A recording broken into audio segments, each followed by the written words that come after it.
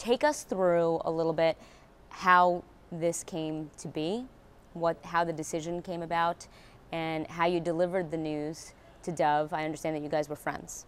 I've known Dov for 10 years, and yes, I considered him a friend. The process really began early this year when the board became aware of some information we hadn't known before that was disturbing. It suggested that there was misconduct on his part.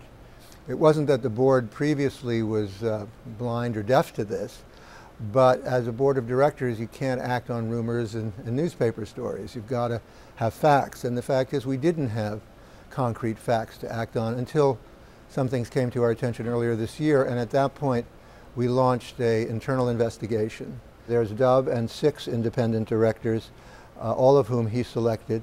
We decided, we being the 5 independent directors of American Apparel, decided that unfortunately Dov had to go.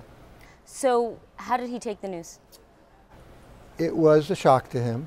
We had a long discussion about it. We felt that was the least we owed him because we had made up our minds that it was time for him to go, but we were certainly willing to hear him out.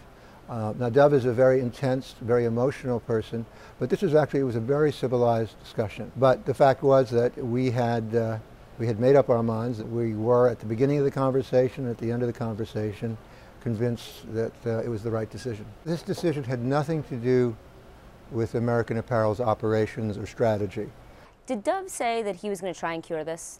Did he tell you that did he indicate that at all? Well, he certainly indicated that he wasn't going to accept it.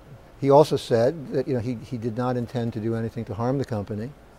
Of course, I think his notion of what's good for American Apparel and bad for American Apparel is probably different from our sense of what's good and bad for the company. Well, I think he thinks terminating him was bad for the company, and we think that terminating him was the right thing to do for the company. What recourse does he have, and are you prepared to fight? I don't really know what his recourse is. I know, in fact, that we're on very solid legal ground. He is obviously the largest single shareholder. He owns 27% of our outstanding stock. I would hope that as a large shareholder, his interests and the company's interests should be aligned.